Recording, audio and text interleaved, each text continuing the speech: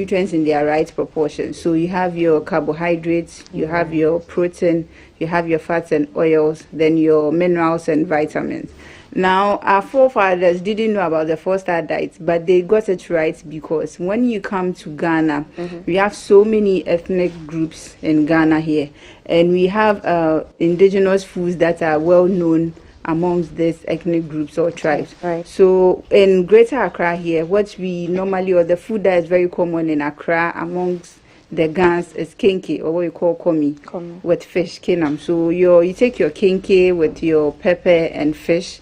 That is a balanced diet because the kenke is made from kneaded corn dough. Right. Okay. Now maize has a lot of benefits. Okay. So it's rich in vitamin A and vitamin C, and then vitamin K and selenium. Now, all these nutrients help to improve the function of the thyroid gland. Now, the thyroid gland sits in front of the neck, just below the voice box. It produces the T3 and T4 hormones. What it does is that it regulates the body's metabolic rates, and it also helps in growth and development. Then, the same maize is also rich in B complex or B complex vitamins, so your vitamin B1, B2, B6, and B12. Now, all these B complex vitamins, what they do is that they are good for the hair, the heart, the brain, and they help with proper digestion. Okay, and then they also prevent symptoms of rheumatism because they improve joint motility. So people who are suffering from arthritis or joint problems, most of the times are given supplements in the form of B complex vitamins. Now you get it in its natural form in the maize that you eat. So for people suffering from such conditions, when you take your kenke, it helps with that. Then it also contains potassium. What potassium does is that it helps to get rid of extra fluid, okay, and then salt by passing out urine. So it helps the body to produce a lot of urine so that you pass it out, and it also helps to stabilize your electrolytes. So that is the sodium or the salt. And then it contains fiber in the form of resistant starch. So what it does is that fiber helps to lower our cholesterol by binding to the food that we eat and through the stool. Okay, but with the 4-star diets, what we also need to understand is that they are grouped into different sections. So the first star has to do with your carbohydrates, which forms your staples. So you have your maize, your cereals basically. So the maize, as I mentioned, falls under that. You have your rice, you have your roots and tubers, so your cassava, you have your cocoyam, then you have your plantain. Then we come to the second star, which is the legumes. The legumes has to do with the plant protein. So the various varieties of beans as we know it. It could be black-eyed peas or beans. It could be kidney beans, which is the red beans. It could be lima beans. And then you have your peas. You have your soya bean. And then you have your nuts and seeds. So the nuts, the almonds, the sunflower seeds, the chia seeds, the flax seeds, and the rest. Then the other star has to do with your animal protein. So the animal protein, you have the dairy and dairy products. So your chicken, you have your fish, you have your milk, your cheese, your yogurt, your eggs, you have your snails, you have your seafood, and then the rest. Then you have the last star, which is the fruits and vegetables. So the vitamin A rich fruits and vegetables like your mango, your pawpaw, your oranges, your tomatoes, your potatoes, and then the dark green leafy vegetables, the kontomire, the ademe, the bokoboko, the ayoyo, the shuwaka, and all those ones. So they come together to fall under the animal protein. So that makes it the 4-star diet. So you need to ensure that when you are eating your breakfast, you are making sure you are satisfying all these protocols. When you are having your lunch, you are having your supper, you are meeting all these protocols. So from there we move to the Volta region. The popular meal known, very well known amongst the Voltarians, is akple with fetrideshi, and it's usually accompanied with fish or seafood. That is also it's very nutritious. So from the first meal, from the Greater Accra region, that was the komi, Kenang. That's when, okay, so we got the 5 and the 4 star from there. And now we are moving to the Volta region, just in case our viewers are losing us. Yes. Okay. So we are moving to the Volta region. The Volta and their staple food is? The staple food is akple with fetrideshi, and then your fish or seafood. Now, with the seafood, you either have your oysters or you could have your shrimps. Okay, that is a and it's very nutritious. The same thing goes for the banku because it's made up of maize. I earlier on mentioned about the benefits that we get from the maize. It's the same thing. And then you have your cassava. So then you have your okra. With the okra soup, sometimes they do add the ademe, which is a green leafy vegetable. So you realize that the akple comes from the staples I mentioned. Yes. Then you have your soup, which forms the fruit, the vegetable. Okay. Then you have your animal protein. Then because you have your oysters, you have your fish, and the rest. Then you can add your fruit as a snack. Okay. So our forefathers got it right because basically across all the regions, you realize that all they all had the 4-star diet in there because most of our foods, they're carbohydrates. Sure. Okay, so Fazia, can we come to why we are messing up? We are coming down to our generations down, okay? First, let's start with the spices, the famous spices, the most popular ones that are on the market, and some of the benefits that we can derive from them. So I'm going to start with maybe rosemary. Okay, so is rosemary uniquely Ghanaian? Is it a uniquely Ghanaian spice? I can't tell, but it's a spice that we have adopted. Okay. And it's very good. So for us not throw ourselves off, let's just come down home. Let's take onions. Our onions, our ginger, our garlic, our prekese. Okay, so with onions, one thing is that they are very... So we put a couple of spices up on our screen now. So with onions, one thing you realize is that it's very rich in vitamin C.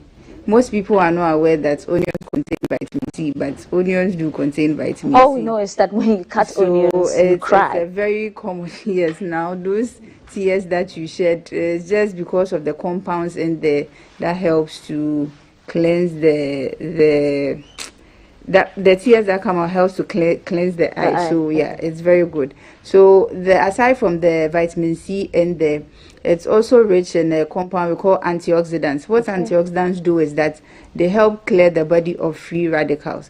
Day in, day out, the foods that we eat, the air that we breathe and all that, we are taking in a lot of toxins. Okay, and now when you eat the onions, they help the body clear or get rid of these free radicals. Now, if these free radicals are not eliminated from the body and they sit in the body, they are going to increase your risk of suffering cardiovascular diseases, and they are also going to put you at risk of getting cancer. So the various cancers that you know, from the breast cancer, from the lung cancer, from the esophageal cancer to the rest.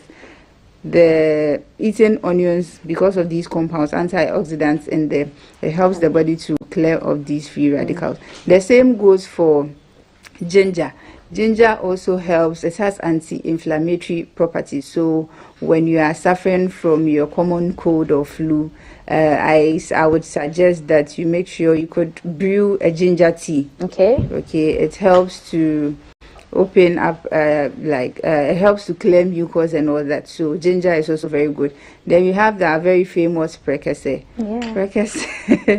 Prekese is a popular, should I say, spice in Ghana here. I think it was common to some ethnic group, but we've come to adopt it amongst all the ethnic groups. So you find that Ghans use prekese, you find other tribes. Prekese is very good. So when you are preparing your soups, it's best that you go in for that because it helps to cleanse the blood. And when it cleans the blood too, it helps to lower your cholesterol level. So it's very good.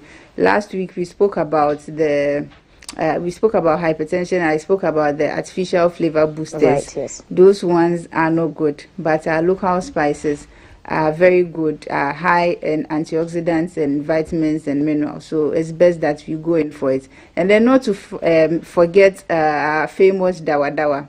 Yes, indeed. Yes, indeed. Dawa dawa is made from locust beans. So dawa dawa is very good and healthy. So we need to adopt all these local spices when preparing our meals. We need to use them. Okay, so Fauzia, what's the best way if you're making a salad? What's the best way to prep the onion before you add it? You have to put it in like vinegar, water, salt solution, or you put it in it raw? Since you're now saying that we need those tears and we need the antioxidants, what's the best way if you're making a salad? Basically, that when preparing salads are not cooked, they are eaten raw. Yes. So when you are preparing your salads, all you need to make sure is that just make sure that you wash your vegetables very well. Wash your tomatoes, your onions, your lettuce, your cucumber. There's no need to soak it in vinegar solution or water, because aside from the antioxidants in the onions also contain what, so we have two types of vitamins. We have the water soluble vitamins, right. Then we have the fat soluble vitamins. So the fat soluble vitamins are vitamin A, vitamin D, vitamin E, and then vitamin K, so that we can just shorten it as ADEC so that it will be easier to remember. Okay. Then the water soluble vitamins are the B vitamins, so ranging from the thiamine, the vitamin B1, B2, B3, B6, B12, and the rest. When you soak it in water, you realize that the vitamins in there would leach into the water. So it's not advisable to soak your onions in water or vinegar solution. Just wash or rinse it very well, and then you chop it and then add it to your salad. Okay. Yes, there's another interesting spice. Kawa. Okay, kanwa. It's by Kawa in which language? Okay, so it's Kawe. It's pronounced Kawe in Ga. Okay, in Ga. We call it kanwa. In which language? In Hausa. In Hausa. Yes. Okay. So that's saltpeter.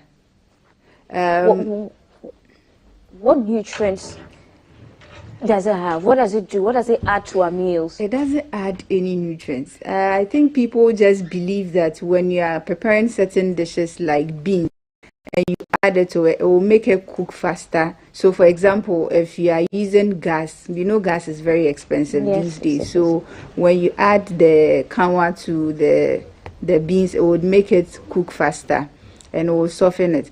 But we need to be mindful of the fact that the saltpeter is not good. Okay, it's going to cause harm to your kidneys. Lately, we have a high number of kidney cases being recorded, and it's as a result of some of these things that we add to our food. So the kanwa is not good. It's going to affect or destroy your kidneys. So if you are preparing a meal like gobe, our almighty favorite gobe, because I'm a lover of gobe. When you are preparing your gobe, what you can do is that you just have to soak the beans. You can soak it in water for some time, and then you rinse it off and put it on fire. That way it cooks faster. Okay. Or you could chop in onions into your beans. It would enhance the flavor. You get your vitamin C and then your antioxidants, and it will also still make it soft. So there's no need to put in kanwa. The same goes for when we are preparing okra soup. You realize that they put kanwa to make it slimy. Yes, it makes it more. But when preparing a dish like okra soup, you need to bear in mind that you don't have to add kanwa. You can add your what we call the garden eggs. It will make it slimy. Or one trick is that what I do is that our normal ash, because ash is produced from charcoal and it's wood. Okay. So you can just get some ash and mix it with some water. Let it settle, and then you pour the clear water and into the okra. You still get the slimy thing. We're going to test it out. We're going to test it out in the BFS kitchen one of these days. Sure. Okay, so instead of using the saltpeter, instead of using the saltpeter, we can use the garden eggs or use the water from the ash, and then it works just fine. Just fine. Okay, dokes. And so to another spice, wintia. Okay, what's the English name? Who knows the English name for wintia? Let's throw it out there. Okay, so yes, all these spices, what you realize is that they don't have just one function or benefit. So when you are using them, it's a sort of an everyday thing. Okay, just have it at the back of your mind that it helps to improve on your health. So be it wintia, be it shruwisa or efomwisa, be it your kakadru, your garlic, and the rest, all those spices are very good. Okay, so you realize that most of these spices, their benefits cuts across. So what wentia may do, you find precursor or you find black pepper or the white pepper performing the same function. So it's very good to use them in our dishes. Okay, and abedro. In a local, I don't know what's called in Ghana, but abedro. So what's it called in Hausa? One favorite dish is what's it called in Hausa? Abedro. We don't have a name for it in Hausa, but its English name is turkey berries. Yes, turkey berries. Okay, so one popular dish is apim with abum. Now the apim, you find out that it's from the staples. That's the plantain. Right. So you could either use your plantain or you could use your yam. Either ways is fine. Either ways is fine. Then you have your kontomire, or what you call the taro leaves. Kontomire, usually when in preparing abum, it's good to add your turkey berries. The turkey berries do contain iron and some B vitamins. Right. So when you are eating a dish like abum with your apim, you need to add fruit after eating it because the fruit helps with the absorption of the iron. The vitamin C in the fruit helps with the absorption of the iron from the abedru and then the kontomire, because we have two types of iron. We have the heme iron and then the non-heme iron. The heme iron is what comes from our animal protein, so your fish, your meat, your eggs. When you are eating a dish like wache with egg, you get your heme iron from the egg, but you get your non-heme iron from your beans.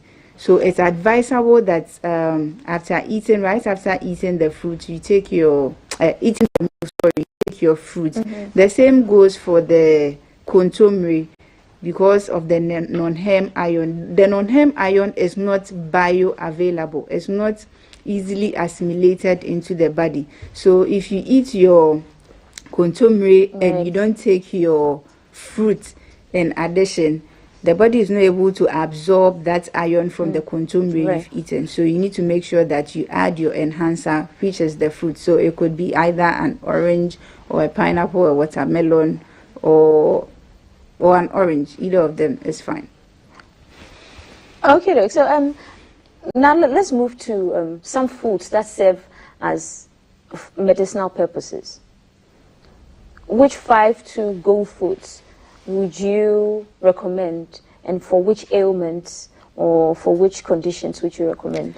So we need to bear in mind that whatever meals we are eating, we have to have it at the back of our mind that it's healthy.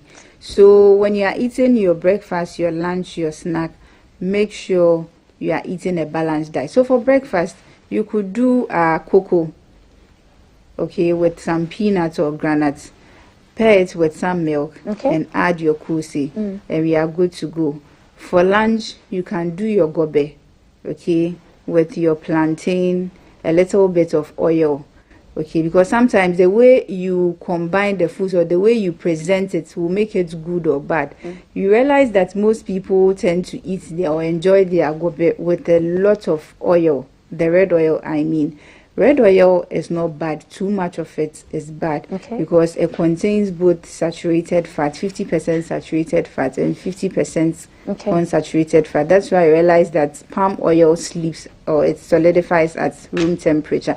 So you can do make sure that the oil is very hot, but do not let it reach its smoking point, because what you realize is that what I've seen is that most of these food vendors or those who sell the gobe tend to fry the oil with onions, which is good, but you realize that the oil it reaches its burning or smoking point, so you realize there's a lot of smoke coming out, which is not good. You can just let it sit on the fire, pour a little oil, add your onions. You don't have to wait for the oil to reach a smoking point before you chop in your onions. So whilst you pour the oil into the saucepan on fire, you can cut your onions. Just 2 tablespoons of the palm oil is fine. You don't have to have like 3 ladles of palm oil over your gobe. Just enough. Just enough. And add your gari with your plantain. You can do your eggs, which is fine, and then get your fruit after. And so that is for lunch. Then our supper, we can have our with our okra soup with our fish, or you could have your abum with your apem or yam, and then you are good to go. Or you could do apapansa with some bean stew, and then your crabs, and then you are good to go. So you realize that if you are eating this way, you do not have to worry yourself so much about, okay, if I eat this food, I'm going to get this purpose, or it's going to serve this purpose for me. But you know that you are eating healthy, and then you are preventing yourself from falling sick or taking yourself from harm's way. Okay. Fozia, we don't have a lot of time, but the myths surrounding bushmeat. There's a friend I told one day on our way to Kumasi to stop by a popular place on the Kumasi road to have fufu, and he was absolutely mortified. No, don't eat bushmeat. They make the soup with the pieces. There are some myths around bushmeat and all of that. Can you tell us about it? They say, is it true? Well, I think it enhances the aroma. The feces enhances the aroma of the soup. Well, that's what they say, but I don't know much about that, because there's not been any research that has been done extensively to prove that the feces actually has any nutritional benefits, because feces is feces. But bushmeat is okay.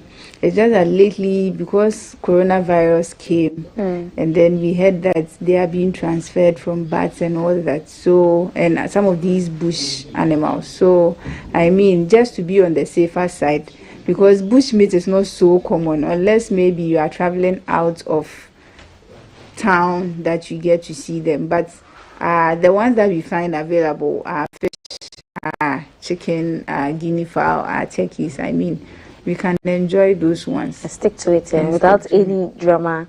Okay, and so thank you for coming on the show. I was going to ask you that, what is your favorite food? But you've already told us that it's gobe. Number 1 is gobe. Number 2, I enjoy tubani. Okay. So mautiti, I think. Mautiti. Yes, I enjoy tubani. I enjoy wasa wasa. I enjoy banku with okra soup. So I don't have a favorite, but I think gobe may do as my favorite. You're a gobe girl. We have to be looking out for you, Fozia. So shout out to the gobe the gobe gang. Gobe gang. Right, this has been our time on the BFS Clinic. We've been spending time with Fozia Beidu. She's a nutritionist at the Meridian Clinic in Tema, and she's been telling us, educating us about some nutritional benefits of our Ghanaian food. Be at VFS Clinic. Our show continues. There's a launch of the Dakbong Development Fund, which Maltiti is going to be sitting down with the guest. We also have a discussion on our mother tongue identity. There's also an exclusive with Asafo Powell. But keep an eye, guys, are also around, and we are very interactive on our WhatsApp, 055 556 1034. On TikTok, we are GTV_Ghana.